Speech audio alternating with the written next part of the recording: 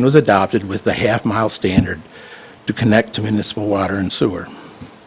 I still refer to the urban growth boundary as the anti-growth boundary. I feel it doesn't serve any real purpose today. I have had the radical idea for a few decades now that the boundary should be removed and 109 replaced with a township-wide ordinance that works to expand the municipal water and sewer system through all of the township. With that said, if the goal is to protect the quality of our water, whether it be surface or ground, there needs to be a discussion on creating a Lakes District municipal water and sewer system or systems. It doesn't have to be one large central system. There are smaller and more localized options available today. I know that's a turn of 180 degrees from the discussion planned for tonight and would be a very expensive proposition, but I would like to see it on a future agenda. As the saying goes, all great journeys start with one step. Thank you. Thank you.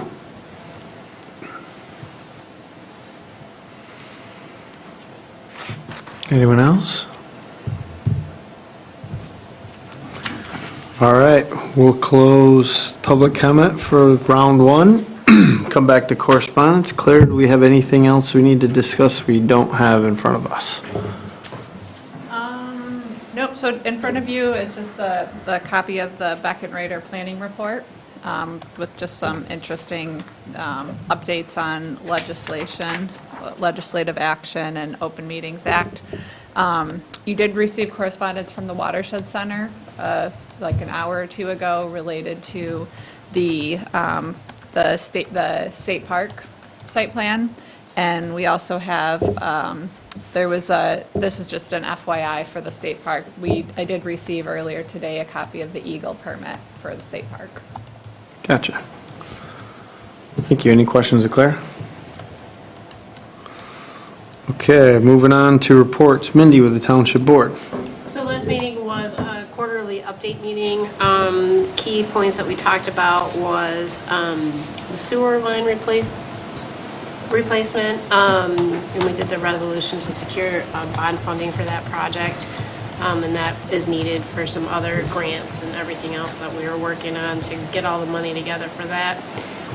There was also county and road commission updates, and one of the things that I think everybody knows, but I'll just reiterate, is that the road commission has an app, and if you see something that you think needs to be fixed, whether it's, soap all over the road or whatever it might be, you can give it to them through their app, and they really appreciate it. They talk about how many miles of road that they have, and they can't see everything, so they really need us as residents to help them if there's something that's a little wonky out there that they need to know about. Sounds good. Any questions for Mindy? All right, Paul with ZBA. Yeah, we had a meeting on January 14th, and it was only to adopt the schedule of meetings for the year. Breaking news. Breaking news. All right.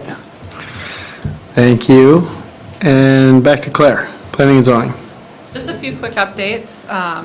You noticed that the January joint meeting was canceled. That was because we received some feedback on the beach district plan from our implementation team. We want to make sure that was all incorporated. So we have an updated draft beach district plan that we're going to be reviewing at the joint meeting, which was rescheduled for February 18th. So in 2 weeks, February 18th, Tuesday at 6:30. The two items on the agenda are going to be the beach district update, and we'll have John Icoangeli with Beckett and Rader providing an overview of some of the implementation tools that we have to look at. And then we're also going to have an update from the county health department related to some septic policy options and the septic ordinance septic policy that they're working on. Gotcha. And then one last item, we, with Carl's help, we submitted a RAP application. It's revitalization and placemaking through MEDC. So we submitted that last week. That's for about $800,000 for gap funding for the Safe Routes to School Trail and for our Civic Plaza. So we're super, and some other placemaking amenities, continuing the sidewalk along the 3 Mile on the west side of the street. So we're excited about that opportunity and hoping to, hear back in the next few months. think this spring we'll hear back. So that's all I've got. Sounds good. Questions for Claire? Okay, moving right along. We'll dive into new business. First on the agenda is site plan review 3-25. It's TC State Park Phase 1. And I'll kick it over to Claire to kind of set the table for us. Okay. So this project is many years in the making. It's based on a tremendous amount of public engagement and public input that MDNR has received as a part of their management plan. So the proposed enhancements you'll see in the packet include a new accessible campground contact station, new park headquarters, removal of the non-ADA pedestrian bridge, and the addition of an at-grade pedestrian crossing, and then expansion and relocation of the park sanitation station. So given the time constraints that MDNR is under, my understanding just with the tree trimming, wanting to make sure that that's all contained within the winter, not to spread oak wilt, as well as the ARPA funding, we decided to review this site plan in 2 phases. So normally we'll just review a site plan in 1 phase and kind of have all the information. Tonight, what we're going to do is this is phase 1 of the site plan review, and really what we're focused on this evening is looking at the proposed tree removal. Specifically, they've got some tree removal within that 50-foot vegetative buffer of Mitchell Creek. And they are looking to put in, the reason for that tree removal is they're putting in a bridge across a vehicular, and it'll be a multimodal, so for both vehicles and pedestrians, over to their new park headquarters. So you'll see in the staff report, it goes into a little bit more detail. Within the 50-foot, there's 15 trees that they're looking at removing. There's also a little over 300 trees that are within the existing developed parcel that are to be removed. And then in addition, there's also trees and vegetation. They have kind of an area of disturbance that's been identified on the undeveloped portion on the other side of the bridge. I will mention that, as you know, this is a pretty environmentally sensitive site, and so it's nice to know that the DNR is dedicated to being good stewards of the property. Just in my kind of looking at the map, it's about 0.4 miles of Mitchell Creek if you measure kind of the meandering. So they've got significant amount of Mitchell Creek that goes through their property, as well as about 7 acres of wetlands within their property. I did want to mention, if you'll recall, we adopted the amendment related to the vehicular stream crossing. I'm not sure how this happened, but there was I'm calling it a typo, because in the final draft of the ordinance, that specific language related to the vehicular stream crossing was not in there. It's only referencing the pedestrian stream crossing. So we're treating that as a typo of the ordinance. We have the final adopted stream crossing amendment that was approved by the township board about a year ago, and so that's what we're using to go through the review. And so you'll see that those were the standards that we used to review this item. I will mention, I know there's been considerable interest from the public on the state parks plan and some of the details, and I believe that they are hosting a public open house on Tuesday, February 25th here at East Bay Township Hall. So I just wanted to mention that for anyone that's interested in more details and information about it.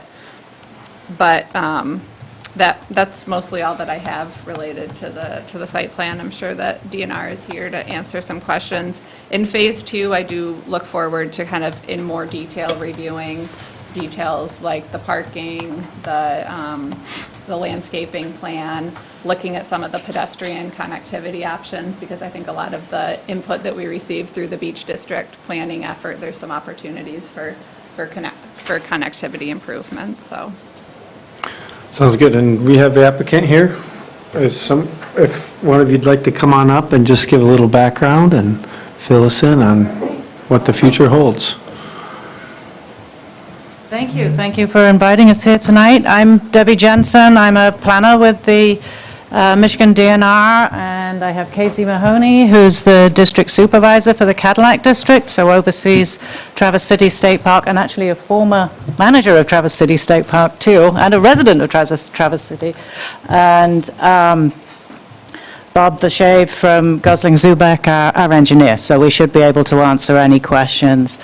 So as Claire said, the impetus for this project really started, well, even before this, but our general management plan was done in 2021, and with that, we did some significant stakeholder and public input. And the top concerns from that input was the congestion at the entrance, difficulties getting traffic both into the park to like check in and getting vehicles out of the park. So that was one of our top issues. The other top issue was the backups at the sanitation station or the dump station where people dump their waste as they leave. My colleague who worked on this project before me did some analysis on that, and this park actually had, I think it was probably the worst ratio for a number of campers to the number of stations there are. There's just 2 right now for hundreds of sites. So that was the biggest concern. So our entrance right now, I'll just, is, right at the edge of the site there. We're proposing to move it all the way down to where the pedestrian bridge is right now. That will allow us to put a traffic signal in. So there will be a signalized pedestrian crossing at grade. The bridge is not ADA accessible, and it's also, past its sell-by date, so to speak. So that will allow people to cross at grade. Obviously, we have a lot of people with strollers, pulling wagons that can't get up the steps. But that signal will also allow people to be able to turn in and out of the park entrance a lot easier. The entrance road is a lot longer, which gives more stacking room. We have a new contact station proposed right up front where people can see it with easy access on both sides, so a lot more room around that. 2 lanes coming in so that you can get a lot of vehicles, and getting vehicles off the road is obviously really important. And then the sanitation station here has 4 lanes. Right now, it's kind of right in the campsite itself, which is not ideal. So this is a big investment. We're also moving the headquarters. The headquarters are here. It's really unusual for our state parks to kind of come into the service yard of the park. It's not really very welcoming. We call it headquarters, but it's really more of a maintenance yard than anything else. This is where people will be greeted and check in. And then there's the bridge coming across the creek. It's a clear span bridge, so keeping, out of the wetland. Thank you.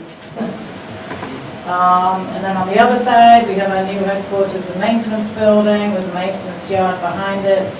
This is the wetland, delineated wetland. So we're staying out of that. I know there was some concerns in Claire's analysis, and Bob did a little tweaking so that we're completely outside of that wetland buffer. With the tree clearing, it sounds a lot, but this is a very small percentage of the park. Our whole campground is going to maintain the tree cover exactly as is, and all these trees that you see here are what is staying. So yes, it's a lot coming out, but there's a lot staying, and we're not even showing on this plan yet our proposed replanting that will come in our next phase. Same thing on this site here. This is a very small portion of the woodlands that goes all the way out, almost to 3 miles. So, did I miss anything? Yeah, I mean, this is a huge investment for us. The only reason we can do it really is because of the American Rescue Plan Act funding, which, as I'm sure you all know, has some time constraints to it. We have to be 100% spent by December 2026, which really isn't that far away anymore when you're talking a project of this scale. So, yes, 8.5 million, it's going to kind of be a transformative project for this park and solve a lot of issues, both for our visitors and for our staff. So, Wonderful. happy to answer any questions. Thank you, Debbie. Any questions of the applicant? Got one. Go ahead, Paul. On that new signal you're putting in for the traffic flow, is there going to be a left, protected left turn? Are you talking about at 3 Mile or at? No, not on 3 Mile, Okay, on where the- 31. Are you talking left-hand turn into the park or out? Yeah, could. No, into come the up to park. the- Oh, yes, yeah. So that center lane that's there right now? Right. That would be the left-hand turn into the park. So we'll have a protected time to have people make their left turn? Yes. Okay. I'll just add that MDOT is designing the whole signal package for the park, so they've reviewed the warrants to actually make sure that it's proper. Can you get closer to the mic? Sorry. So as I was saying, MDOT is, they're the ones that are partnering with the DNR and they're in charge of the design, and I anticipate that they'll have all the timing and turning movements and everything to meet their standards, so it's not like a consultant designing it, they're taking the lead on it. Thank you. The other question I have is on the parking lot that you're going to be putting in. With the trees, is there any chance that you could maybe create some tree oasis within the parking lot, that you don't have to take down all the trees? So most of that at the back is maintenance yard, and Casey can maybe explain a bit more how that's used. We're trying to keep it low maintenance, and would prefer to keep trees all the way around the edge as opposed to in the middle of it, so we can keep that buffer against the creek and keep the buffer against the trail. But, yeah, do you want to add anything about how that's used and if that's possible? Yeah, thank you. Again, Casey Klein, District Supervisor. So we sized this parking lot area based off of other parks that manage similar size and scale facilities. So over the years, Traverse City State Park has gone from managing just what is within the campground boundary to managing, I think, 4 counties worth of sites. Our staff has quadrupled over the past 10 years, I believe.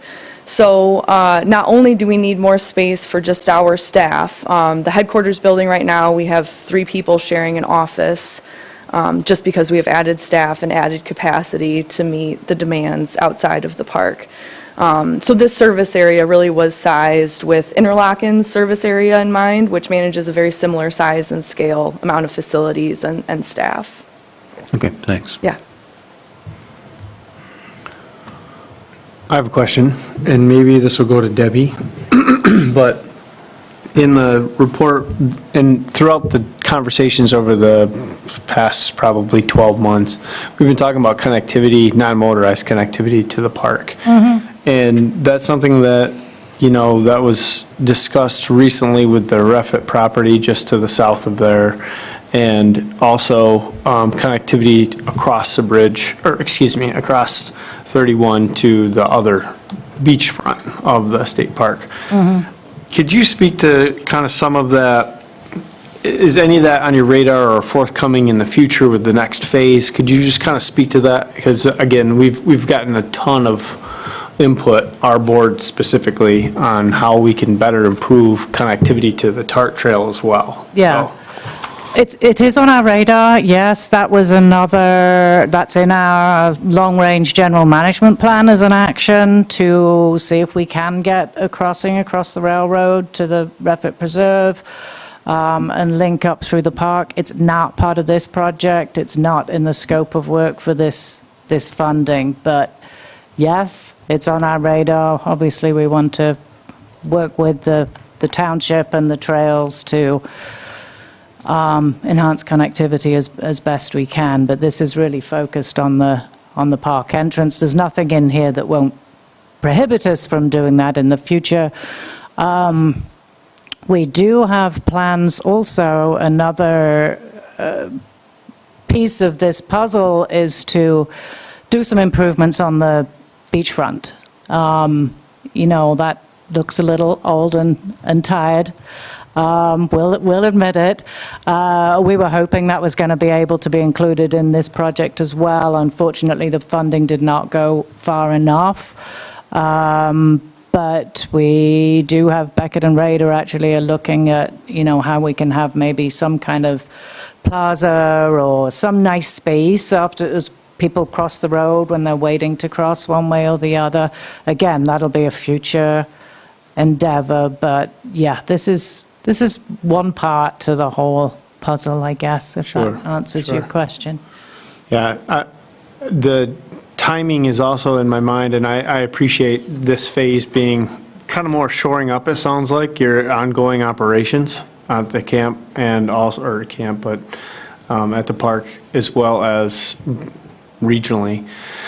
I'm just curious on what does your long-term goals look like in terms of maybe considering those types of efforts from budgeting standpoint, from like an annual standpoint, like how far out are you guys on the next phase? For the beachfront, Yes. it's not funded at this time. That's about all I can say. The way our funding works is that each district, and Cadillac's one of 7? 9, prioritizes their projects, and so each district, they have their priorities, and then they kind of all get pulled together, and then the funds get distributed. Our funding for projects varies year by year. We've obviously had a lot of funding with the American Rescue Plan Act, but the future isn't looking quite so bright. So, but we're hopeful it's going to get done. I don't remember what priority it was. Do you? The trail connection, I don't believe was. Hey, Casey, could you Yeah, come up to the sure, mic, yeah. please? The trail priority, I think, would probably be best be done through a partnership effort, either with trust fund grant, local funding. Typically, these types of like community trail connections are through some kind of partnership. So I do think that we would have a good sell if the DNR and TART or some other community, group wanted to partner on a trust fund grant application or something along those lines. Gotcha. Thank you. And then with the beach also, I mean, don't get too excited because this isn't funded, but we do have a project with some MSU students to look at some designs for that beach area. So, what that does, that just keeps it forefront and keeps people thinking about it. So I'm hopeful that that'll help keep it at the higher level as far as needing funding. So. Sure. What do you think, Mindy? On the map that you have up right there, you've got the parking lot area shaded, and then there's another shading that's further closer to the tar trail. I'm assuming that's stormwater basin, is that correct? So, you talking about this area? Yes. Yeah, that's our stormwater management. So we don't have a connection to the trail, even though the trail's right there? Correct. No, we really don't want people kind of coming into our maintenance yard. The connection is a little bit further down where it goes into the campground. So this is not kind of we call it our headquarters, but it's really more of a staff maintenance yard than anything else. Most people that are making contact with staff will be at the contact station at the front of the park out by 3 Mile. I'm not seeing where the connection is to the trail, it's not on here, okay.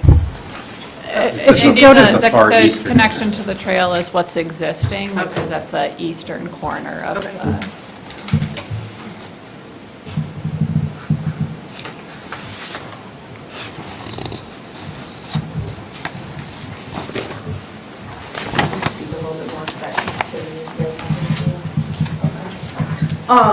We have had some conversation because, as of right now, it's not like this is a staffed gate where anybody has to come and check in with a person. Typically, our campers rely on the campground to be protected, and we have had issues from people either just wanting to meander through the campground. We've had issues of people soliciting at campsites for food and cigarettes and beer and things like that. So in our overall discussions, we have talked about actually closing off the current Tart Trail access. And this is where we would be looking to put a protected corridor through our campground. Our campgrounds really are not like an open day use area. These really are protected places where really just our park visitors and any guests to those visitors should be coming to. So as a part of our overall plan, we are looking forward to partnering with TART to come up with some kind of community connection that sort of brings us out of the business side of our campground, and really is a true community connection. We've had issues with our gates not being opened at certain times of the day and people being either locked out or locked in. And again, we've had some law enforcement issues with people who really were not supposed to be in the campground but simply just walked in through a unstaffed gate. So when we are talking about this TART connection, it really would be a genuine community connection trail that is really meant for all users, not just campground visitors.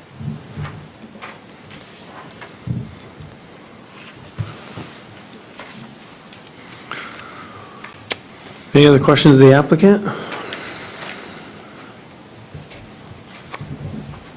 And it sounds like we'll see it again in the future, in the not so distant future, in terms of additional build-out of the site plan. Is that something you're targeting for March? May. May? Okay, gotcha. You're going to make Bob sweat if you would think we're coming back in March. Yes, so we, obviously we need finished grading plans and landscaping plans. I think those are the main things, and our site lighting. So those are all things that we're working on from here on out. So, yeah, planning to come back in May with all the details. Wonderful.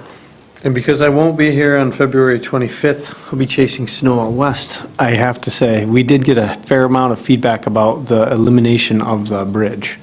And that is a part of the implementation team with the beachfront corridor conversations. So I imagine you're probably going to get some of that in the upcoming. I'm sure you're ready for it. But I would say just think big, because I've seen so many places around the state that have really used that as kind of a feature for their community, and it's something we've discussed with the beachfront corridor as far as kind of a traffic calming element, if possible. Obviously, it's not a funded deal right now, but I would just encourage you to look outside of the region even for some examples. As an example, down in Wyoming, Michigan, right on the southern end of Grand Rapids, they solicited $20 million of appropriations to fulfill a community bridge that crossed all of, what is that? 20th? Yeah, 28th Street. That connected basically an existing neighborhood to a new development area. And that's one that took place a year ago, and it's under construction currently. But it's kind of that type of defining feature that I think could be something in the future, could stand out. And with this park being used so much, like, it's super high profile. And with it being a focus area for the beachfront district, I just think that could be a future defining piece, element, traffic calming, kind of all the things in the future. I know that's just out there and it's brainstorming at this point, but I wanted to throw that out there because I'm not going to be here on the 25th. And we've heard about it extensively with some folks that were just a little upset that it won't be there in the future. So just food for thought, top of mind. With that being said,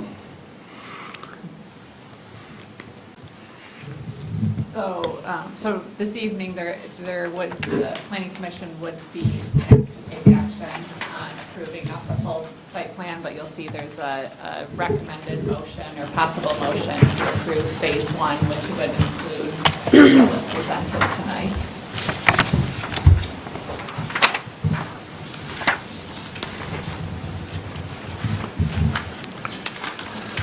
So what did you get in that, permit, did that include the wetlands? Does the Eagle permit, I believe, includes the wetland and stream crossing? It's basically the approval of the entire impact, yeah. Yeah, it's the bridge to cross the stream and wetlands. So it doesn't necessarily include the parking lot. And there is no further wetland impacts proposed that we would need like fill or those type of permits for, but So in the staff report, 3.8 wetland buffer area, it says here some parking areas and areas of disturbance encroach within a delineated wetland. That is resolved, correct? Yeah, so Bob sent an updated, yeah, let me just updated site point plan. that out. So I maintained 20 feet originally from wetlands, and I was unaware that it was a 25-foot buffer, so Claire pointed that out, and so there's a little bit of adjustment that I made in this area and along this boundary here to provide that 25-foot buffer of undisturbed woodland between that wetland. Okay.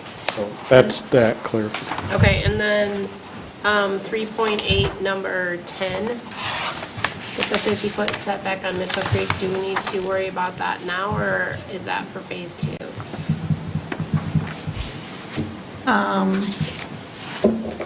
The 50-foot setback, oh, yeah, so there was one question that I had just in reviewing the staff report.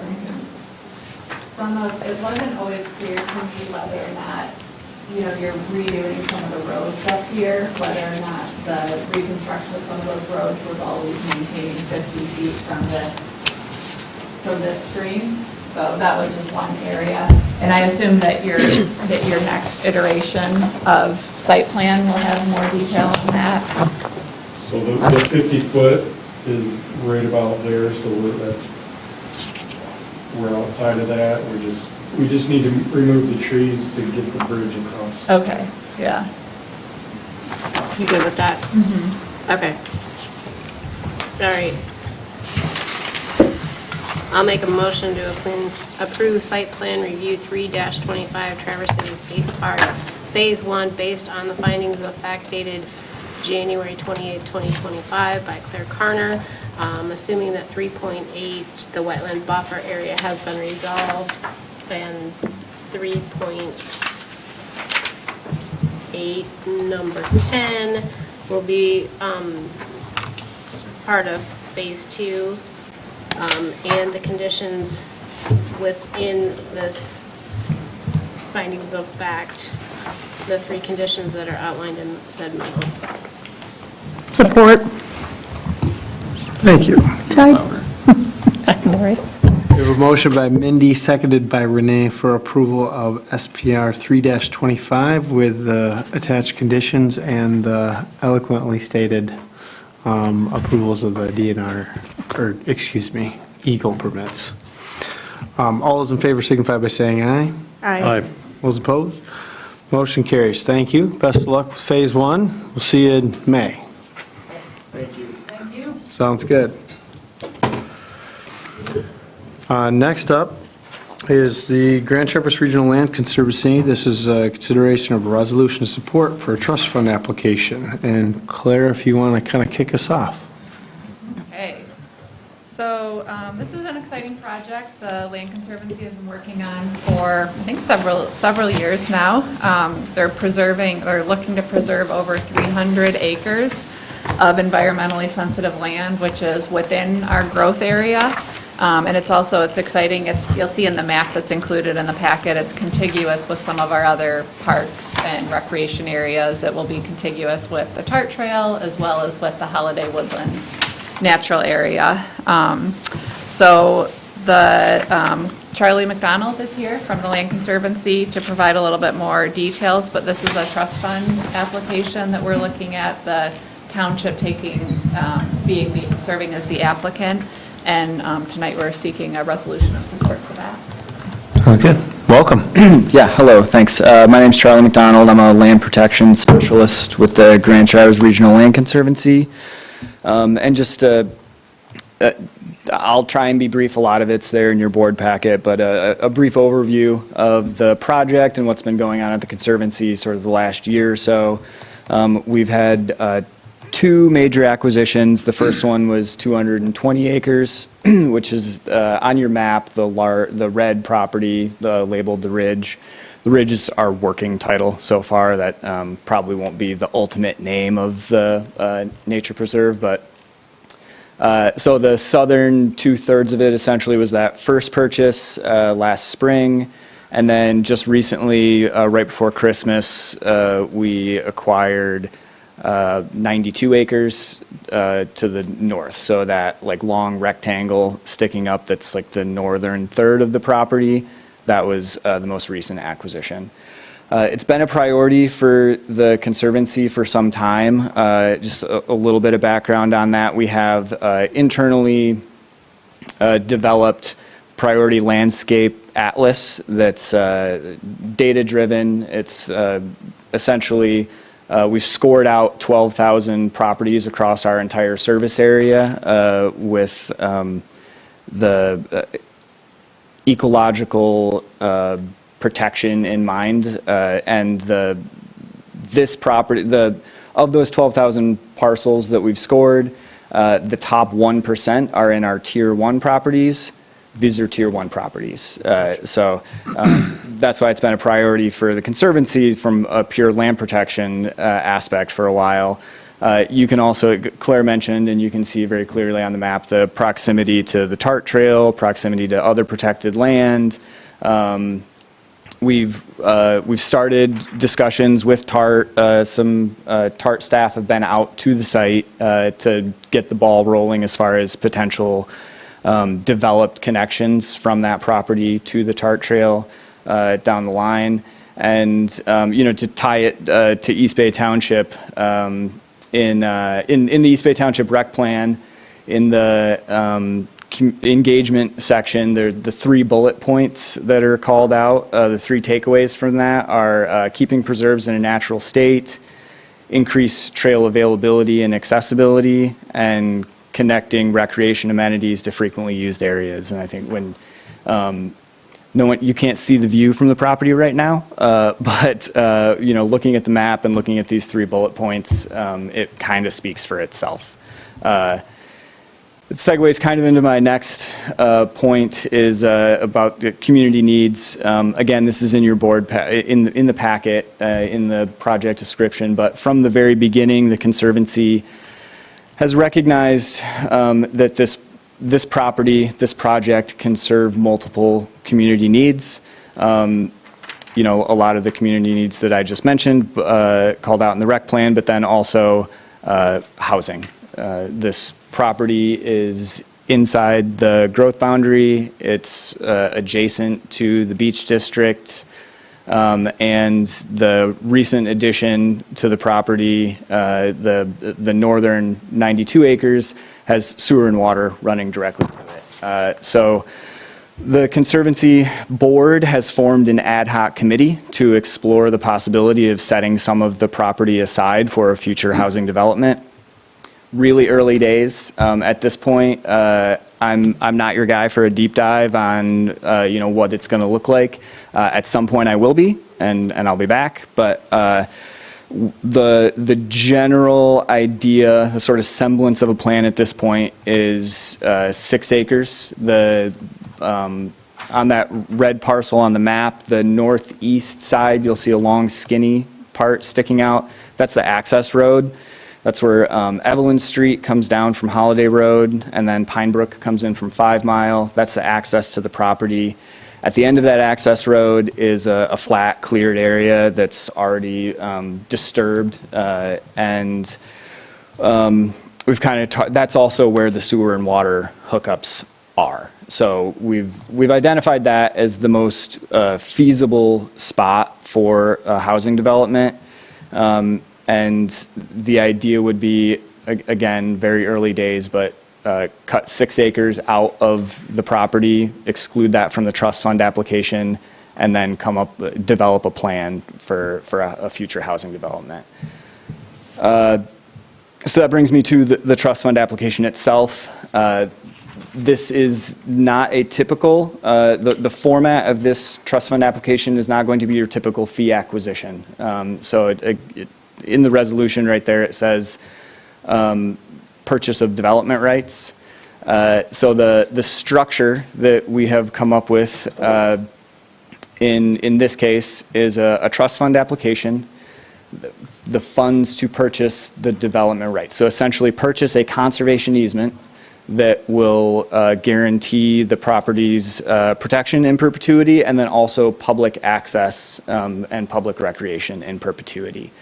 And then the Conservancy will retain ownership of the property, and at that point, after the conservation easement, it's basically the right to steward and maintain the property in a nature preserve for, public recreation uses. Those are essentially like the only rights that will be left in that land. But the point of that is so that essentially the burden of ownership and management and stewardship falls to the Conservancy and doesn't then get passed to the township in the acquisition phase of the grant. The overall project, in the packet, again, the overall project need, $11 million. We're currently working with an appraiser to get the actual dollar amounts that will be in the resolution, the ultimate resolution that goes with the trust fund grant, to say like how much is being requested. But it looks like it'll probably be around a $4 million ask, which still leaves the Conservancy with about $2.5 million to fundraise to pay for the property. So a really important point that I should go back to is that we have acquired these properties. They were acquired in large part through a loan from the Mott Foundation, a loan that very much needs to get paid back. The collateral for that loan is the 220 acres. So the Conservancy owns it. It is by no means a done deal and protected in perpetuity and like going to be a nature preserve. There is a very real fundraising need here. And the loan, the best way I can put it is the loan bought us time to fundraise for the property. It didn't buy us that property. So that's where the trust fund comes in. And then on top of that, we also have, a fairly heavy lift for our fundraising department to come up with the additional $2.5 million that'll be needed. Gotcha. Any questions for Charlie? Numbers are flying all over the place. So let's go back again. To own this property and to put it into perpetual, preservation, that's $11 million. So you need $11 million. That's our ultimate fundraising goal. We don't need $11 million to purchase for the purchase price of the property. That won't be the ask from the trust fund. It's not going to be an $11 million trust fund application. That's in the packet because this is our project sheet. It wasn't developed like for this meeting or for the trust fund.꯫ That's our public communication about the project. That $11 million also includes like long-term endowment for the stewardship of the property, organizational costs, acquisition costs. Okay, so how much do you actually need to pay off the loan whereby you would own the property outright? About $6.5 million. So you're requesting 4 and you want to fundraise for 2. Mm-hmm. Okay, that's your 6. Yep. And then the 5 is more of a trust fund, let's say. The remainder 5 would still be our fundraising. No, I understand that, but if you got it, it would be a trust fund for the maintenance of the property, et cetera, et cetera, et cetera. And Oh, a trust, an endowment fund? Yes. Yeah, yes, yep. okay. So I'm just trying to get Sure. what the numbers are, that's all. When you say development rights, is that the right, what rights do you need in development? If you own the property, Yep. what rights are you seeking? So it would, the easement will extinguish development rights on the property, and that's where the value comes from. So a conservation easement is a mechanism that we use regularly for private land protection. So a landowner may own 100 acres of property. They can essentially do anything with it, following zoning and regs and everything. They can choose to put a conservation easement on it, extinguishing a portion of or all of their development rights. Yeah. An appraiser can then look at that property and give it a before and after value, where if the highest and best use on that 100 acres was 5. Okay, but what developments. development rights are you seeking? We're not seeking any development rights. The ask of the trust fund will be to provide East Bay Township with the funding to purchase a conservation easement from us to extinguish the development rights. Okay, Can I Yeah, sure, yeah. I don't know if I'm going to help explain this, but somebody needs to pay that, $6 million, because that's the cost of the property. And so Right. this is kind of a unique way. Generally, in the past, townships have just actually purchased the property, like with Holiday Woodlands, but this is a unique method, and I don't think it's generally been used with townships. I think it's maybe been used with the state of Michigan. But, so East Bay Township will actually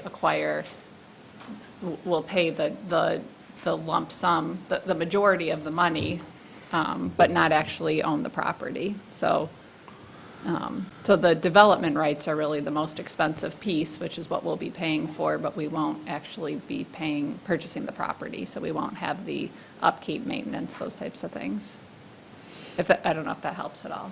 I'm sort of buying the air inside the balloon. Well, the trust fund, I guess the headline is that the trust fund can be used to purchase rights in property, the development rights, the right to maintain public access. Those are all property rights that essentially can be purchased. And then the structure is so that at the end of this, East Bay Township isn't trying to figure out how they're going to own and manage 300 acres of nature preserve. That burden will fall to the Conservancy.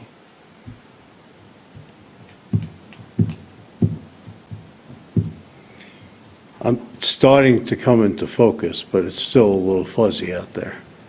But getting back to the 6 acres, Sure. this is for potentially, but not true, potentially a development for housing, correct? Correct. Yep. And if you would be, I presume then you would be selling those 6 acres, which in turn would help to relieve some of the financial liability. Yep. Yep. That's exactly right. Yeah. Is there a timeline on that? No. No. Yeah. I wish I could give you one right now. The ad hoc committee has met a handful of times, and so no. Is this a project that might happen, or is it a project that will happen? It's a project that will happen. I just Yeah. can't speak in certainties right now.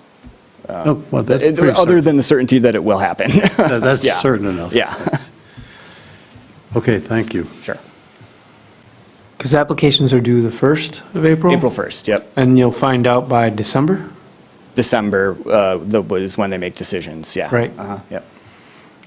So Paul, I was just trying to throw that out there. So Sure. they're at least 6 months out. Oh, that's fine. I'm just trying to. 6 months. 11 months, sorry. Just trying to corral the working pieces of this, that's all. Yep.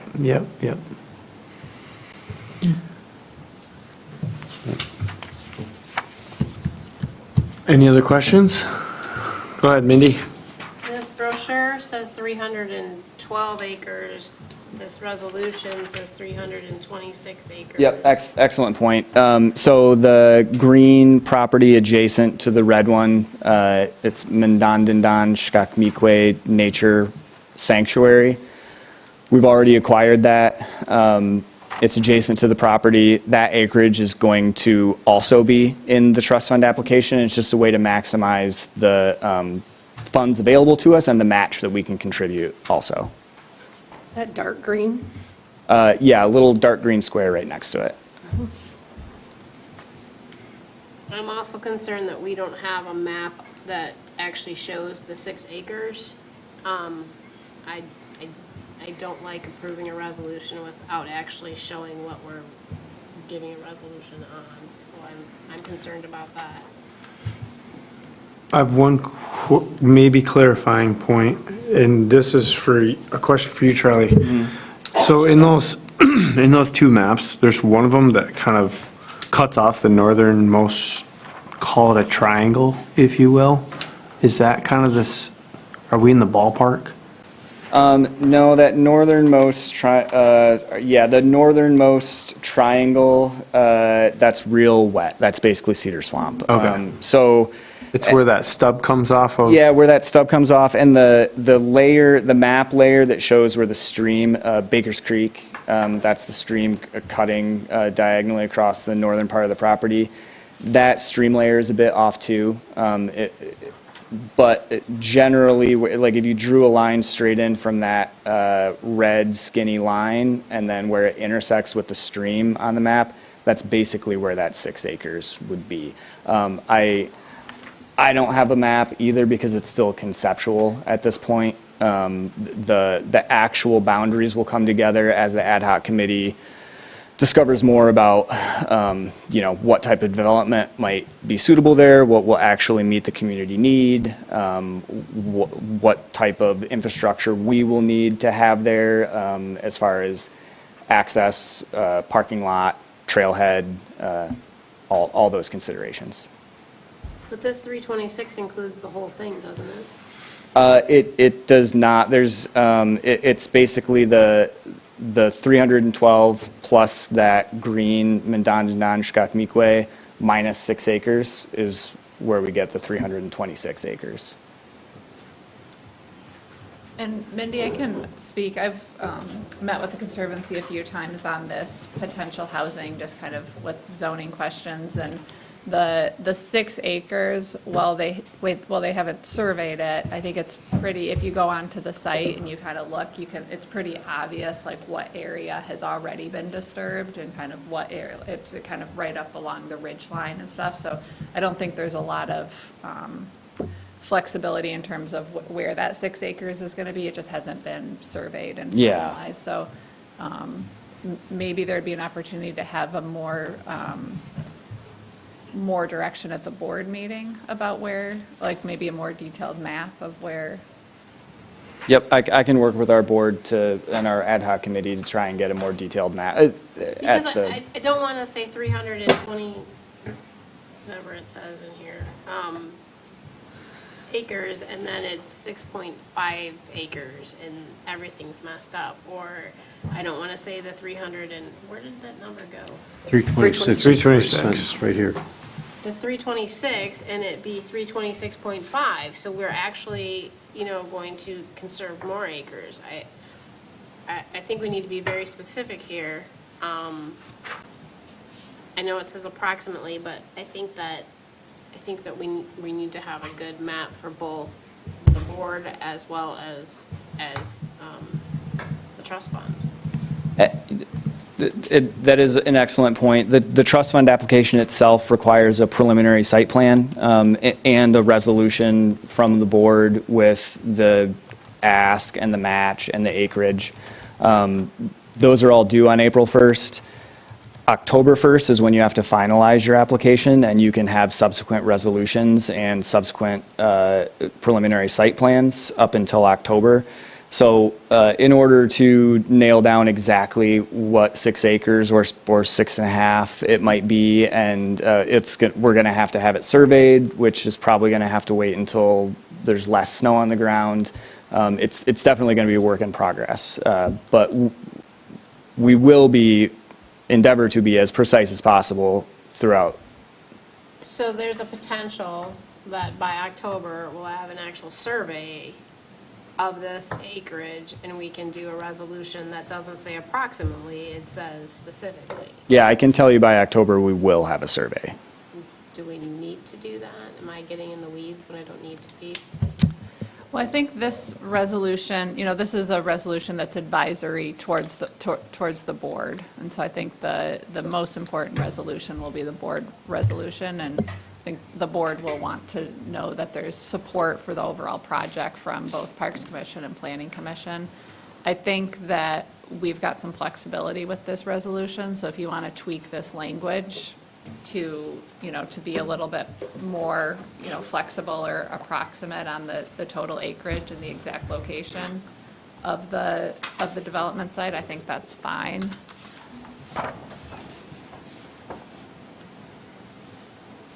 I think for what this is, which is really a suggestion to the board, I think the language is fine, I agree. For what we're trying to what accomplish. we're trying to accomplish, yeah. And you'll be back before the township board and before October. Oh, yeah, yeah, to finalize that portion of it. Yes, yeah,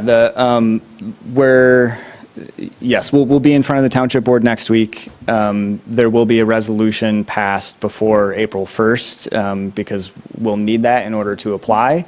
But yes, if there are changes to dollar amounts, acreages, anything pertinent, then there will be subsequent township board meetings that we will be present at and other resolutions that will then accompany the final application.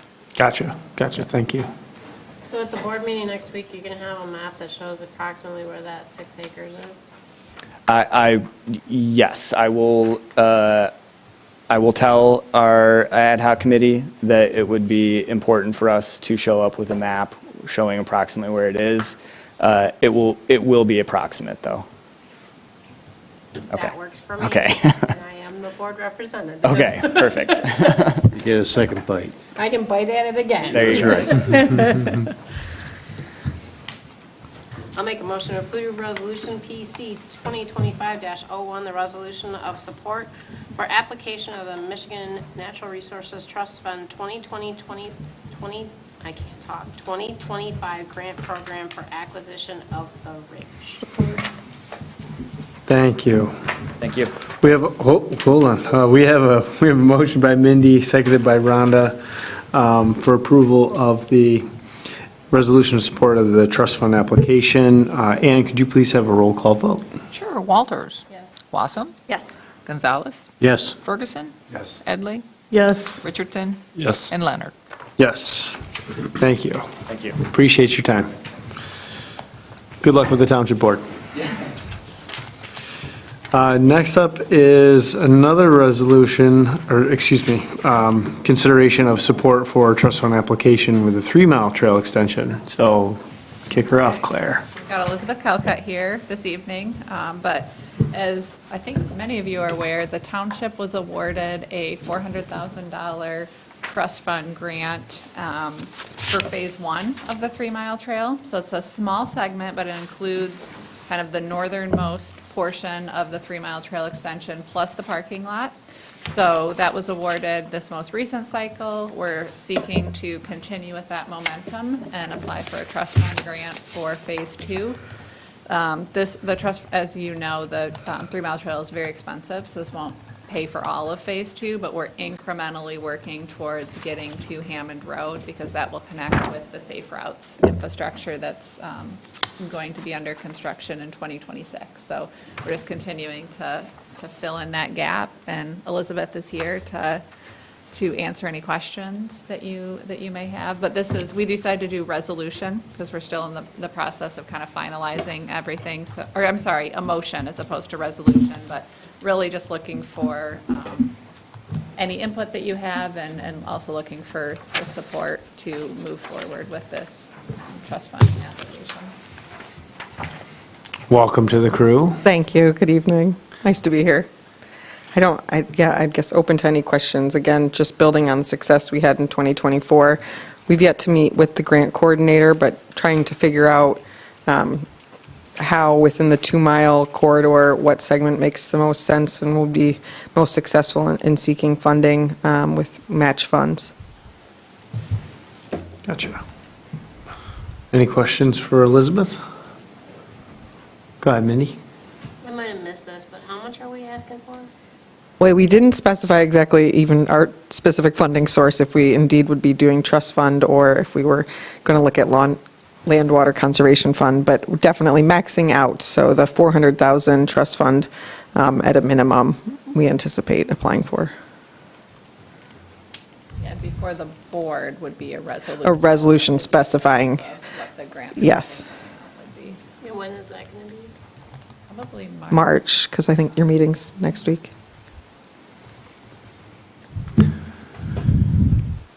That being said, I'll make a motion to recommend a recreational grant application to the Michigan Department of Natural Resources for funding assistance for the 3-mile trail and to forward it for the East Bay Charter Township Board for final approval. Grant applications may include the Michigan Natural Resources Trust Fund and/or the Land and Water Conservation Fund. We may or two. thank you. We have a motion by Mindy, seconded by Steve, for a motion to support the trust fund application for this project. All those in favor signify by saying aye. Aye. Those opposed, motion carries. Thank you. Thank you so much. Good luck. Appreciate it. We'll take it. Okay, last up for new business, Utility Ordinance 109, the growth boundary policy discussion. Kick us off, Claire. We saved the most exciting topic for last. So this agenda item was precipitated by a local property owner who's here tonight, who came to the Planning Commission, was looking for some relief on Ordinance 109. And that, the Ordinance 109, which we're going to discuss in a little bit more detail tonight, requires him to connect to municipal water and sewer if he builds greater than 4 homes. So something that results in 5 or more splits requires connection to municipal water and sewer. So, and that, the property owner, under our ordinance, as Matt referenced earlier, they're required to extend the municipal, so the public system, up to a half mile to serve the development. So we are finding that cost is, at times cost prohibitive for some development, that the township has identified areas in the urban growth boundary that are high priority for future growth, but we don't currently have the municipal water and sewer available at those locations. So, and at the same time, the township was also kind of planning to review Ordinance 109 because it's a little bit confusing. And so we're just wanting to kind of clean it up for clarity's sake. And so felt like this was a good opportunity to have a policy discussion with the Planning Commission. I think from a land use planning development standpoint, the municipal water and sewer is a really important topic for the Planning Commission to take a close look at, just because it really does impact land use and growth and development for the township. So the stated purpose of Ordinance 109, which is also consistent with the township's master plan, is to preserve the township's rural character and protect the natural features, including surface and groundwater, and to avoid future residential growth that is low density and that takes up valuable agricultural and wooded land. So basically, the lands that are north and west of the growth boundary are intended to hook up to public utilities, while the lands south and east are intended to remain on private well and septic. So also wanted to note that the township has a water and sewer master plan. Not sure if everyone has had the chance to review that before, but Wade Trim developed that in 2020, I think, to just assist with developers and the township with planning for municipal water and sewer expansion. So I guess tonight we're seeking policy direction as to whether or not Ordinance 109 seems to be meeting its intent. This is just kind of the start of that discussion. We don't need to figure everything out tonight, but just kind of looking for some broad policy guidance from the township. and if there's any, broad policy changes that should be considered to take to the township board. And we've got Brian Souza here this evening to kind of go over some of the details of Ordinance 109 and the water and sewer utility plan. Very good. Good evening, everybody. Thank you for your time. So Claire had asked me to come and shed a little bit of light on Ordinance 109, the growth boundary, the sewer and water master plan, and what better night to do that. We've talked about public lands for the park, or for the state park, public lands under the auspices of the Grand Traverse Regional Land Conservancy, public lands for the trail, fun with public utilities now, right? So who doesn't want to talk about water and sewer? Except for Mindy. So appreciate your time tonight. As Claire mentioned, my name is Brian Souza. I'm with Wade Trim. And Wade Trim has been the township's engineer for nearly 20 years. And in that time, we've seen a lot of development happen in the township. Everything from high-rise hotels to multifamily developments, single-family developments, mixed-use developments, commercial, industrial. So a little bit of everything. Not all of it has been in the growth boundary. I'll talk about what that is here in a minute. Some of it has been outside of the growth boundary, but a lot of development throughout the township as a whole. So one of the things that I typically talk about with municipal water and sewer is, or at least a statement, is municipal water and sewer typically drives development, okay? Having municipal water and sewer drives development. What do I mean by that? Once you get into areas that have a higher density, or it's a very valuable piece of property, or it's commercially based, a lot of different reasons for it.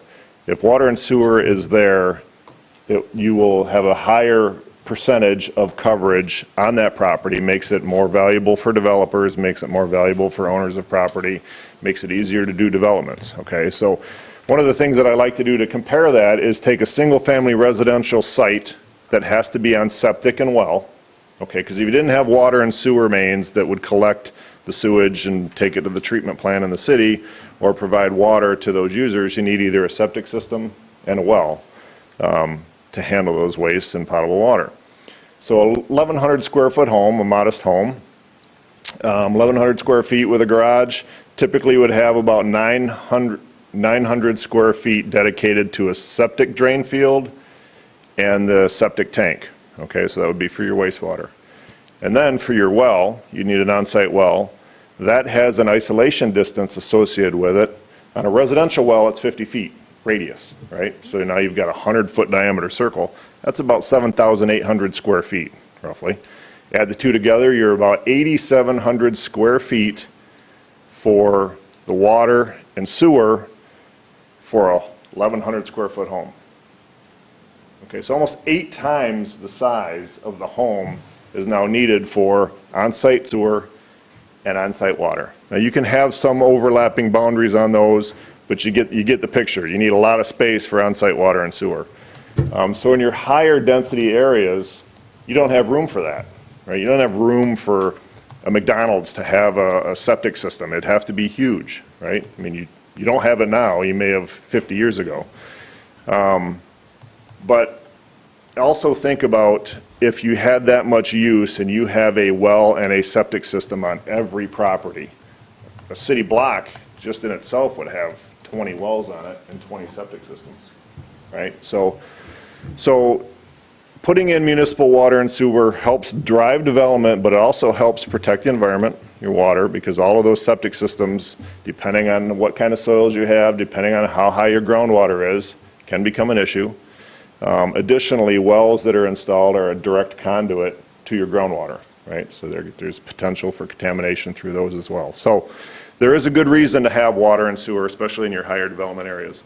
Sorry, I didn't realize this was going to be so washed out. So the graphic on the screen is actually a photo of a residential development, not here, but if you could see the detail, you'd see how many houses are packed in there. Those have to be on water and sewer. There's not enough room there for septic and well. So just one example, and if you could see the detail, yeah, okay, there we go, thank you. So again, another reason for water and sewer, and it helps with land use, right? It helps with proper development, proper densities. Some people might argue that's not good land use. They'd rather see more open space. I mean, those are discussions for a different time. But when you get into your commercial areas, your industrial areas, and your high residential use areas, you really need water and sewer. So if we need water and sewer, how do we put it in? How do we regulate it? Okay, this is where the growth boundary and Ordinance 109 come in. And I appreciate Matt's, he's still here, I appreciate Matt's discussion this evening about the history of that, because that's a piece of information that I didn't know, but I was going to speculate that it was some people sitting around going, I don't know, where do we want to put the growth boundary line? How about right about through here? There's a cool electrical transmission line that goes through there, and when you look at a map, you can see that line cut right, let's run it right through there, and let's cut north up through here. That's how a lot of growth boundaries are developed, right? Try and encompass the commercial area, try and encompass where you think residential growth will be. Let's put it on a map. Can it be amended? Absolutely. So it's not cut in stone. I mean, you have to go through steps to amend it, but those can be amended. So that's kind of what I suspected happened, and it sounds like that's kind of the way it came up. Now, there are other ways to develop growth boundaries. Maybe you only have a certain volume of capacity at a wastewater plant. Are saying, okay, we can only develop 1 square mile. That's going to be our growth area around that square mile, and we're done. So there are many ways to do it. Most of them are, let's go right about through here, and we'll follow this road, and this encompasses most of the areas we see growth in. But what you'll notice, and you can see, I think that's in your packet as well, and I see some of you are looking at your future land use map. You can see the red and white dashed line that's just kind of outside of your yellow area, heads east and west and then north and south. That's your growth boundary line. So basically what the township said is, anything north and west of that line, we're going to regulate for water and sewer, municipal water and sewer. Anything south and east, we're not regulating it for municipal water and sewer. On-site septic is fine. And so begins the process. But one thing to note here that I wanted to point out is, a lot of times you don't just see municipal water and sewer pop up in the middle of nowhere, right? I mean, in the middle of a township. It originates from somewhere, typically a city. A lot of cities are the starting point of municipal water and sewer, and as they get bigger within their own boundary, development pushes out into the township. The township says, hey, can we have a little bit of water and sewer? We've got development going on. We'd really like to extend it into our township. You can still serve those properties with water and sewer, but extend them into our township. That's really what happened. So now you're seeing water and sewer move farther and farther out from the city as development starts to move farther and farther out, right? So really your northwest portion of your township is the city. You abut the city there. So that's really where those utilities kind of originated. And then, I don't remember the year, Matt, I want to say late 90s, the township said we're going to do our own water system, and they cut off the city's water and said we're going to put in our own well and our own water towers. And then now you're in the water business. So that's really how that got developed. But how do we regulate water and sewer within that growth boundary? Ordinance 109. That's the ordinance in East Bay Township that regulates it. It tells you when you need to expand or when you need to extend water and sewer to a development, such as this, I'm assuming it's such as his development.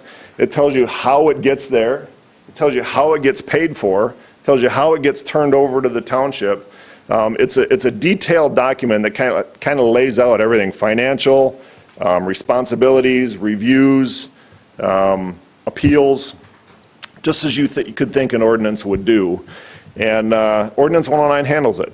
But as Claire mentioned, and as you would imagine, any ordinance that's been drafted could always be improved upon. At least that's been my experience. So there's always nuances in ordinances after you work with them for a while that you say, man, I really don't know what they were getting at with this paragraph, or how they expect me to define that with the ambiguity that's written in here. So there's always an opportunity to improve those.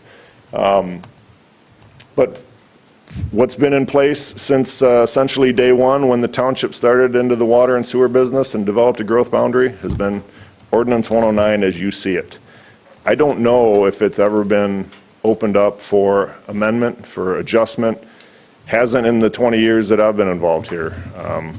I don't think it was before then. So I think this is really kind of the first draft that we're dealing with and have continued to use. So again, development of a growth boundary water and sewer within that boundary, and Ordinance 109 regulates how you operate, how you extend, and how you pay for water and sewer in there. It even goes so far to say as, okay, once water and sewer comes by your home, even though you weren't the one asking for it, if it comes by your home, you've got so long before you have to connect. Or if your septic system fails, then you have to connect to sewer, things like that. So a lot of detail in it, could be written better.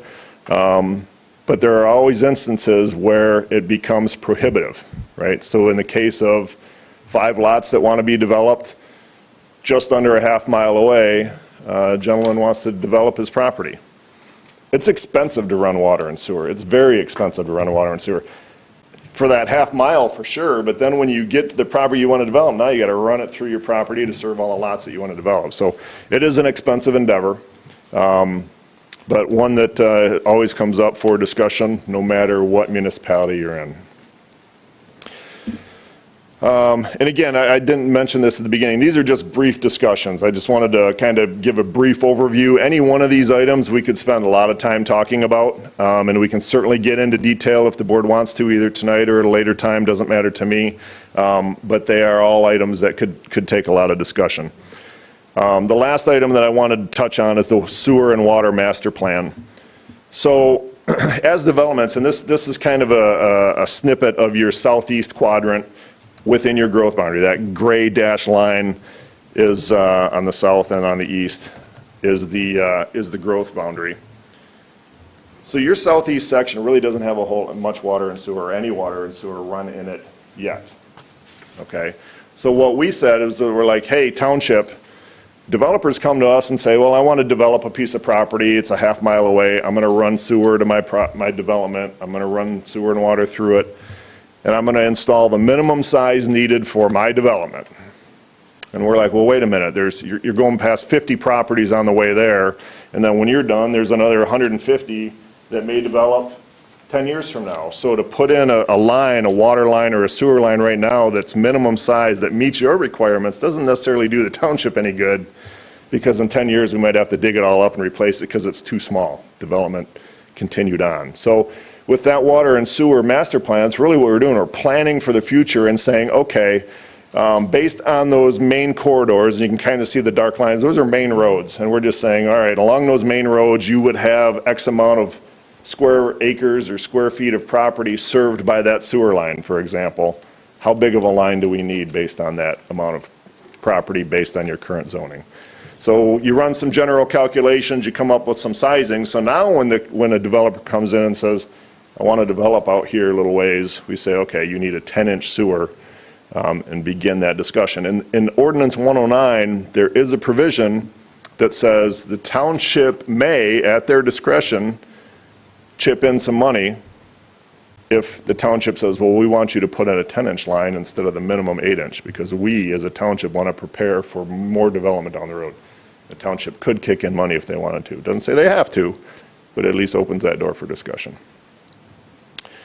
So those are just the general discussions on those 3 items. I'm happy to answer any questions that you want to talk about with respect to water and sewer and the extensions thereof, Ordinance 109, growth boundary. One thing I was going to mention, the growth boundary doesn't mean you can't extend water and sewer to the other side. All right? It just says this is where we're going to draw the line, and everything within that, we're going to use Ordinance 109 to regulate it. Can you extend water and sewer outside of it? Absolutely. Can you amend the location of the growth boundary? Absolutely. Are there properties within the growth boundary that are on septic and well? Absolutely. They didn't fit the requirements. They were more than a half-mile away. When they were developed, didn't have to extend, didn't meet those requirements. But it's a tool. Ordinance 109 and the growth boundary is a tool to kind of force development in a certain area so that you don't get so much sprawl and you're not consuming a lot of space just with septic and well and setbacks and things of that nature. So, turn it over for questions. Yeah, thanks, Brian. One thing I was just going to add to build on what Brian mentioned, there's the development that came in, I think it was maybe a year or 2 ago. It was Greg Hawarda is the developer, and he was interested in like 300 residential units off of Hammond Highlands. And so that was interesting because he is technically a little over a half mile away from the municipal system. So technically, he could have come in and not hooked up to municipal water and sewer. So I think part of the policy discussion is, as a township, does the township want to invest in the municipal infrastructure, whether that's, kind of proactively applying for grants or other different financing mechanisms to extend the system in those priority areas to ensure that, the development is consistent with the master plan and some of the township's priorities for growth. Yeah, that's a good point, if I can add to that. So the way it's laid out right now is the township doesn't step in and say, let's just run sewer down 5 Mile or down High Lake Road. Those sewer and water extensions that happen in the township happen because developers want to develop and they need to extend it to their site in order to develop their site because Ordinance 109 says they have to. So the developers pay for all of that. They design it, they install it, we review it as the township's engineer to make sure what you take over at the end of the project meets your requirements. So at the end of the project, when they're done, they pay for all that to go in. They turn it over to the township for $1 to own and operate that system. Most developers don't want to get into the wastewater and potable water game, so that all gets turned over for ownership and operation to the township. And the state of Michigan requires that in most cases, especially when you're extending municipal utilities like that. So what Claire had mentioned was the township saying, well, should we as a township start extending sewer, pay to have sewers extended along those main corridors, and then the developments don't have to spend so much money to serve their development, which may be adjacent to those corridors. If you understand what I'm saying. That Hammond Highlands one, didn't he actually propose to do a on-site system that would connect later when and if the line? He did talk about that, yeah. Yep. Now, he did need to connect to water because water runs along Hammond and he was within, but his sewer, he didn't need to. And he did, he said, I'm willing to put in a community system that's ready for connection when sewer does get out here. But that project's kind of fizzled. I haven't heard anything about that in a couple of years, so I don't know what's going on there. He's still thinking. He's still thinking, all right. Do we ever grant variances to ordinance 109? Yeah, that's a good question. In my time, I have not seen any variances granted towards ordinance 109. It's been a, do you need to extend or don't you? And in the situation that we're talking about tonight, it's not the first time it's come up, saying, hey, how am I supposed to do this? I'm not a developer, I don't have a ton of money to throw at this, I want to develop my property. But I have not been privy to any ordinances being issued. Yeah, I think part of the challenge with ordinance 109 is there is no variance mechanism. So like with our stormwater ordinance, you can pursue a variance. Obviously with zoning, you can pursue a variance. With ordinance 109, the relief mechanism would the only way to change, some issue with it would be to make an amendment to the ordinance. So one of the major questions you've hit on a couple times, Brian, is the financial participation from the township. And one of the mechanisms that's relatively new is tied to MISTA and their housing TIF program. And to me, when I hear why would a township participate financially in another private individual's deal, I would presume that it would be a township benefit of some sort. If you're using the MISTA tool as an example, and we don't need to go into a serious rabbit hole here, but if you're using that, there's requirements tied to income restriction, and a certain percentage of the units that are created have to meet a certain income threshold for people who are moving into that system. That, to me, kind of feels like a balance of a rationale as to why we would participate financially. Because otherwise, I'm just trying to think of, unless maybe they're trying to preserve open space, maybe that's a characteristic or something that could be important, because these water retention systems, community septic systems, I presume, take up a ton of space, way more than a 12-inch line. Right. So I'm just trying to get the conversation started with what types of characteristics would we want to see in a development that would encourage our community to participate financially? Or at all? Well, I think that there's some, the fact that we have a master plan for our water and sewer system is the blueprint for where it makes sense that the township may participate, right? And it very specific, it's already mapped out in those locations for which, in time, right, that they make sense to be here. But I will say water and sewer is very expensive, for the township or the developer to do. And I think that the capital improvement plan, which is, something we've been talking about and something that's coming up, is really gonna help us to focus on, okay, what is the next thing that we need to do? Because right now, we're working on the new sewer main to not replace, but as an addition to the existing sewer main that failed. And it could have been a whole lot more catastrophic than what it was. I mean, that line is not in good shape. And where we put our money in the future is really gonna, we really need to look at where it makes sense to put that money. If we're gonna have, water go down 4 Mile, does that make sense? Or does it make sense for us to spend money in a different place to put sewer? I really like Matt's thought that, to protect our natural resources, water and surface water, we also need to think about putting water and sewer out by the lakes area. Yes. I totally and completely agree with that, and I've always agreed with that, especially when I've heard the horror stories of what is out there for, septic systems or lack thereof, the drums that are out there. So I think that we really need to look at our capital improvement plan, what we know we need to do for our system, just to keep our system operational in the best way that it can for the residents of the township, and keep going from there. But to just, pick a one development, I don't think that that's what we need to do. I think we need to look, very focused on the whole township and how we spend our money best for the residents of the township within that growth boundary. That's my opinion. How was the sewer and water master plan originally developed? Like, was there like public input sessions and things like that, or did it kind of just go off what's existing and then what makes logical sense based on where the road network is and things like that? That's pretty much it. We said, where within the growth boundary don't we have water and sewer? And if those extensions were put along those roads, those right-of-ways, how big would they need to be based on the adjacent land that's prime for development, and based on current land use zoning? And the impetus for the whole thing was, that public money that was available for those shovel-ready projects.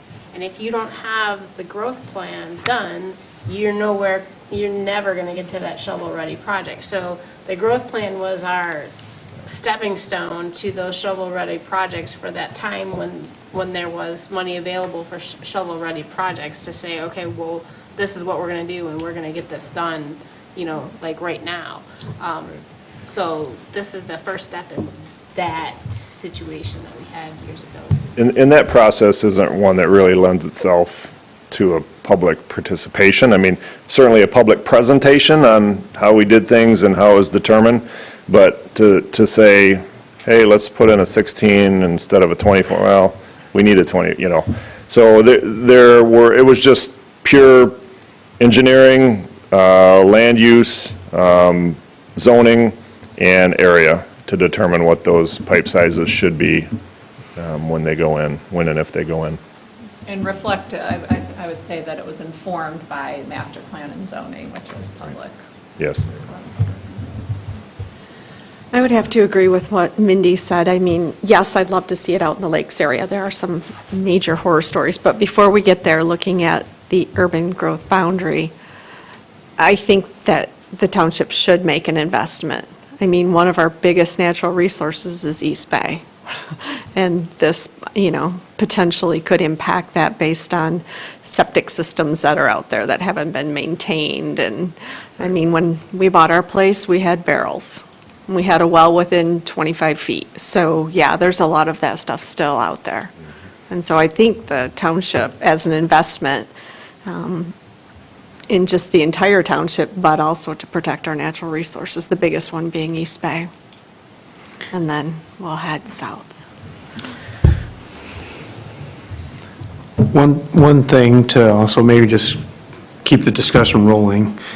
I see the need, and we've heard it over and over and over, around the lakes as far as protecting them and things of that nature. And primarily the issue, or the biggest issue, is the septics. Brian, do you think that, I mean, I know it would require amendment too, but do you think that there's a way to extend one without the other? Meaning, if there was a way to do sewer to support those, to me, it's like, if you provide public water to an area, you're kind of instilling a certain style of development to make financial sense to even do that deal. Right. Right? So if you're doing one without the other, I think in my mind, what I'm trying to wrap my head around is, I like the growth boundary. I understand how it was kind of created and what it was intended to do. But I also appreciate that we have technology available to us to be able to protect these natural resources. And that would be done through, sewage extension.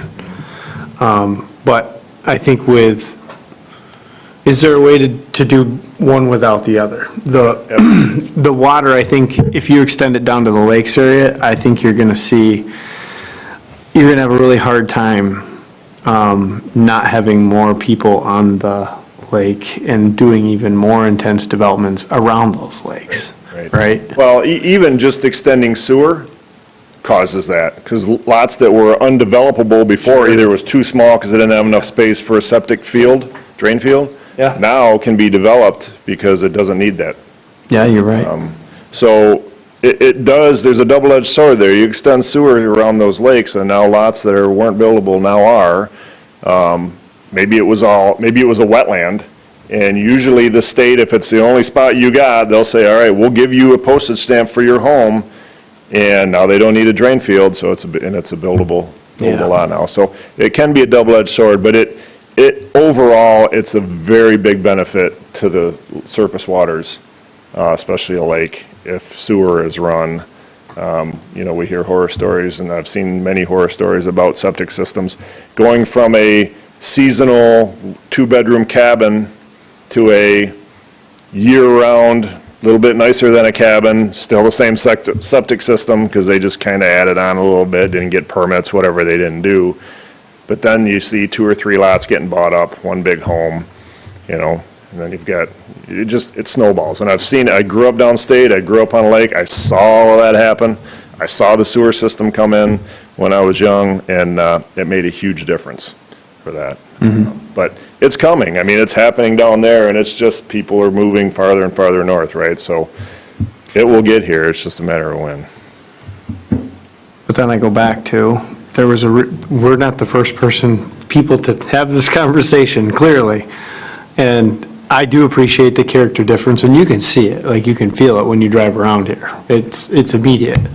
And my fear is that we can plan as well as we can plan, but when you let that can of worms open, then you're right. There's only so much you can do.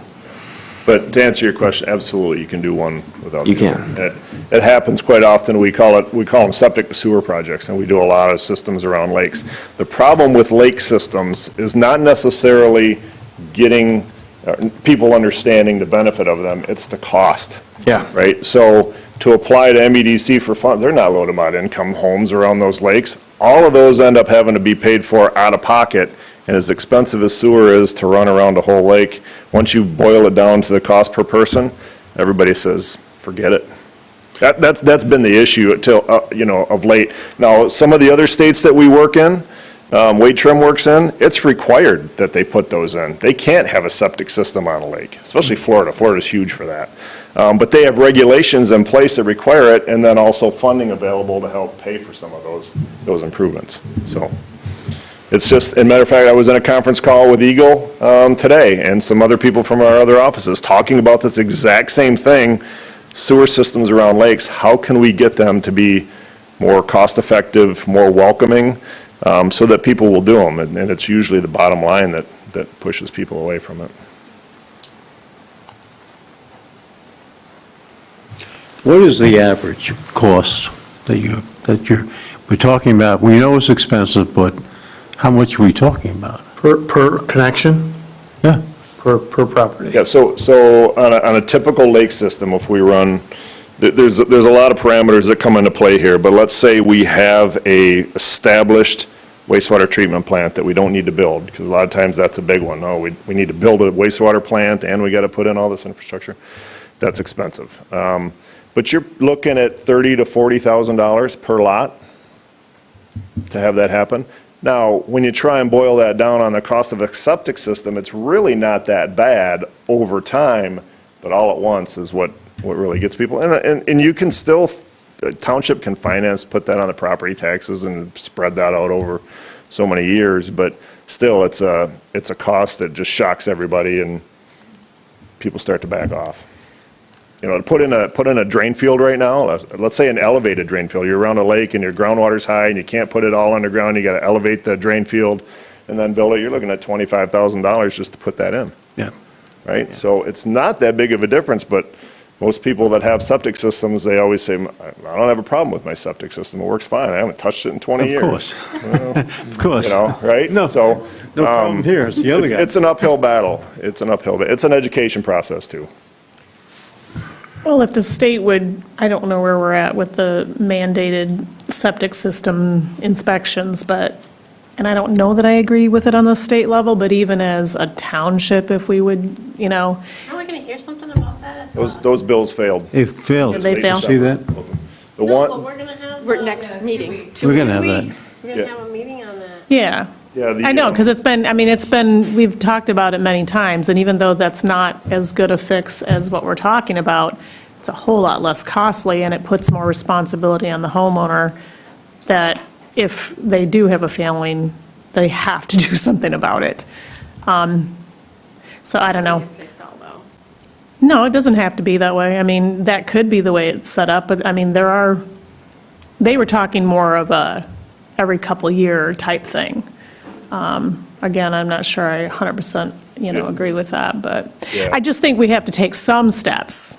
I mean, we haven't taken any steps towards rectifying the septic systems around the lakes areas, but, Long Lake has, and Leelanau County, and, some of the other counties have. so. Yeah, so the two House bills that were up for vote, one was to require inspections every 5 years, and the other one was to establish a statewide septic code. The first one was probably more important than establishing a statewide septic code, because right now, every county has their code that they follow, and they're generally the same. Right. But to have inspections every 5 years, that'd be a big deal. I don't think they have the manpower to do it, which They- is probably right. why it failed. They don't. So those passed the Senate, failed in the House.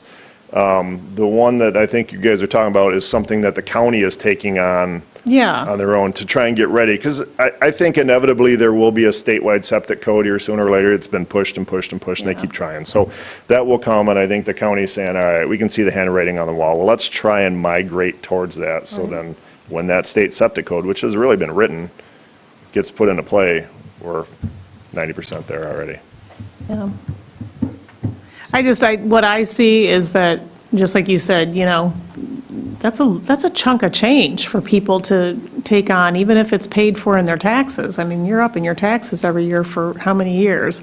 Look how many people said no to fixing their roads, because they didn't want, there were And then- communities that said no to that because they didn't want the extra, and it's like, so now we're talking about something that's Well, then you're in the. quadruple. I'm only here 3 weekends out of the year, why do I have to pay 12 months out of the year? Right. It's a Right. seasonal home, can I stop the bills in November, because I'm not here until, Yeah. which that doesn't work with a municipal system, you have to have the money coming in to pay for the bonds and Yep. pay for the operation maintenance, but Brian, one more question, and then I'll stop. But have you seen where a place like this, I mean, I'm just looking at that future land use map, and you look at the Lakes District, and Like, it's a lot of acreage, right? I mean, I can't tell you how many miles it would be to run a system all the way around, all the fingers. It's not just a circle, right?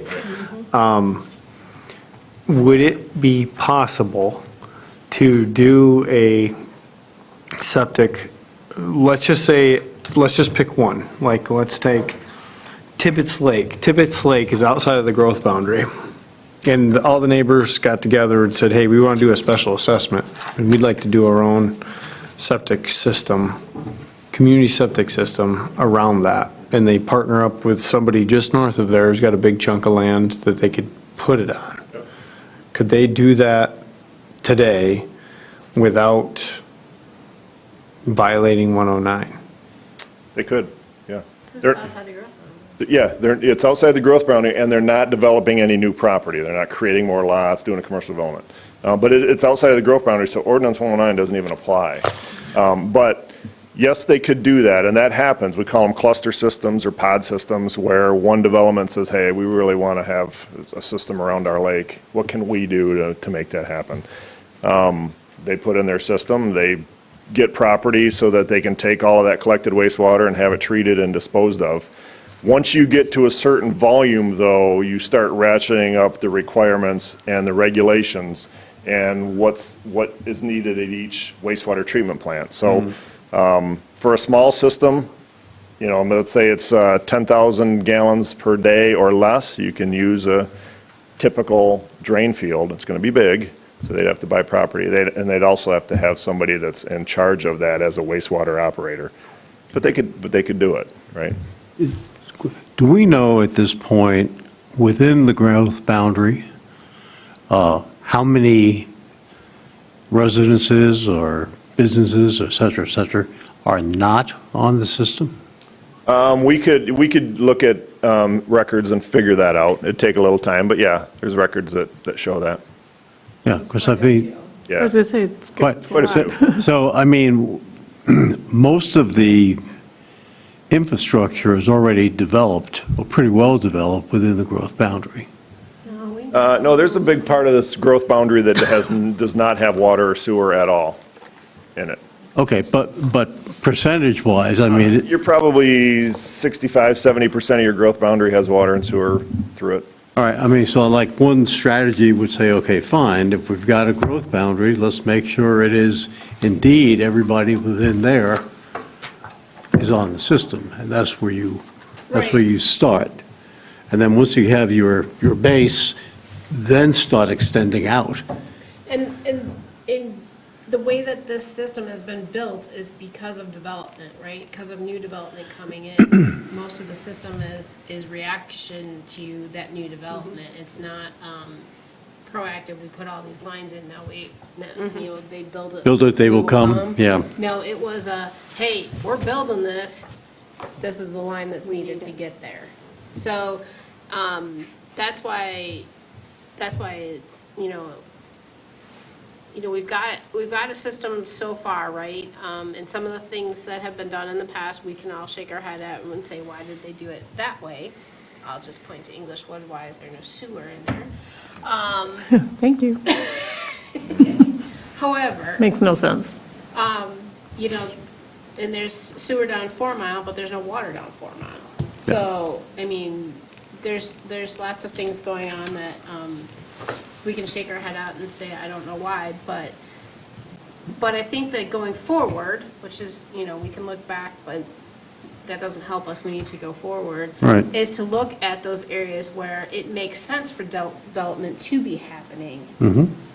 And get that infrastructure into that, as well as, things like the Englishwood system, which looped our system, and so it wasn't put in because of new development, it was put in because it looped our system together, so it, allowed, water if there was a problem at that water tower, right? So there was other sources of water. So there's things like that that need to happen still, in looping our systems and in expanding our system as well. But also we need to keep maintenance going on the existing system so that we don't have any failures of it. So I think that's why I recommended that we look at it in the cap improvement plan, just to say, you know, it makes sense that we need to put it in here because we're seeing lots of development in this area, yada, yada, yada. Or, you know, we really want development this area, and we've seen that people want to develop this area, but they can't get there because of X, Y, or Z. And so we need to,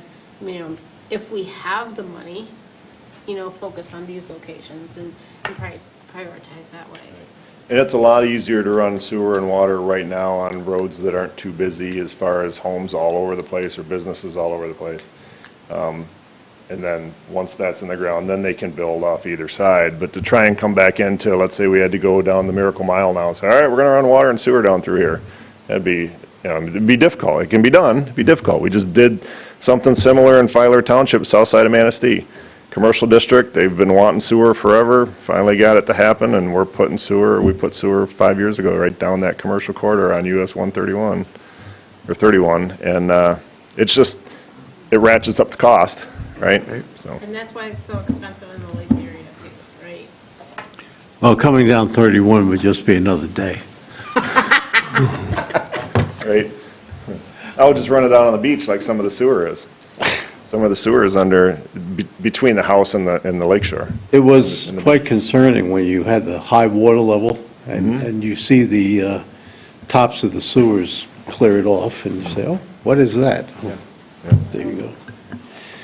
And they did that because of all the development that was there, and it was easier to put it along the beach.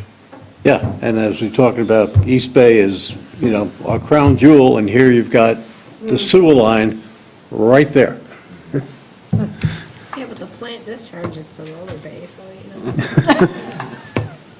Wow.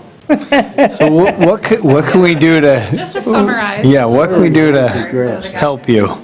Very healthy grass. Dan, I think you had a good, just kind of guidance in terms of financial participation from the township. The Mishta TIF, I think, is a really good opportunity to continue to communicate to developers that that's a way that the township can financially participate in public infrastructure, and we've done that, and we've done that once, but I think there's a number of different developers that are interested, and I think that's one option. But I do think, to your point, Mindy, the capital improvement program is going to be a good opportunity to just kind of take a holistic look. We've got the water and sewer master plan that kind of shows us the blueprint of where the township is looking to build out in the future, but that there could be some financial participation once we get this large sewer project complete. Are there other priorities that the township wants to pursue for investing in the infrastructure where we want to see growth and development in the future? So that's what I heard, and then continuing to just look at opportunity for the lakes, whether, I think the septic ordinance is coming, and I think that that's going to be helpful, but just long-term, if is there desire and will for having a sanitary sewer system, municipal. Okay. Thank you. Brian, thanks for your time. You're welcome. Thank you. Appreciate It it. helped. It's helpful, I think. Claire, what is the ordinance going to, you said initially in your memo that there's clerical errors and stuff like that.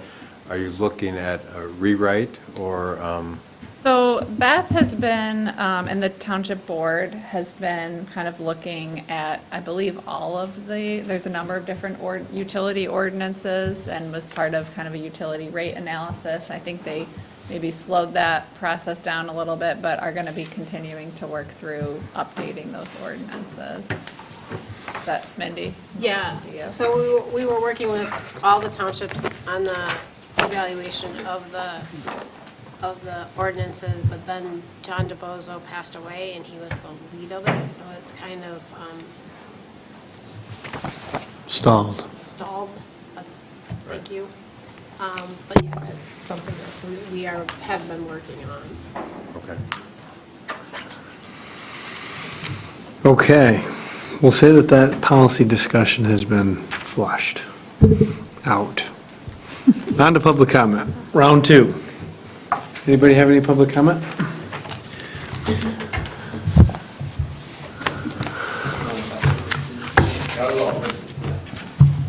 My name is Ben Fisher. I'm at 2078 Lothlorien Drive, which is a couple parcels removed back off of 4 Mile, and that's my access is off 4 Mile. And some of this discussion has been driven by me coming and talking to you guys and having some guidance from Claire, which I certainly appreciate. So just to give you a little bit of a recap, my project, I've got 30 acres, and I'm looking to develop that. I'm within the growth boundary, which we've hammered hard, but I think I agree with Matt. It's certainly more of an anti-growth boundary. You know, I could see Brian's point on maybe like an industrial or commercial application at driving growth, but I'm zoned low-density residential. I have crazy topography, which creates for some spectacular build sites, but certainly not like cluster housing. And I built my house there 2 years ago. You know, I'm on a septic system. I had the health department come out, obviously, and do their perk testing. I had them do 2 sites that were pretty far from each other, and it's, you know, I'm just like beach sand, which is perfect for a septic system. And I had been going back and forth with Claire and Bill and Beth, and, you know, obviously had to cross my T's, dot my I's, so I had Molon come out and give me a bid to put in water and sewer. So some of you were asking how much it would cost. I guess kind of to take a step back, I'm trying to put in like somewhere between 22 and 24 lots.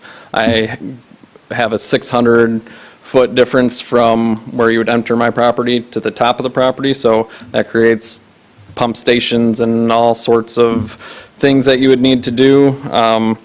But the total for that is $767,650, which is like $33,000 a lot to, you know, $40,000 a lot, which if you bring in electrical and you pay realtor fees and you build a road, and pretty soon I'm giving my land away or paying somebody to take my land.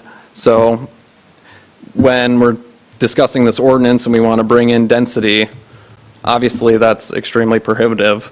And I agree that it's not to be taken lightly, but there's certain circumstances where it's just completely unnecessary, you know, particularly when I've got fine sand down 6 feet and my conditions are just really well set up for having septic, and the topography and what challenges I have are completely unconducive to bringing in water and sewer.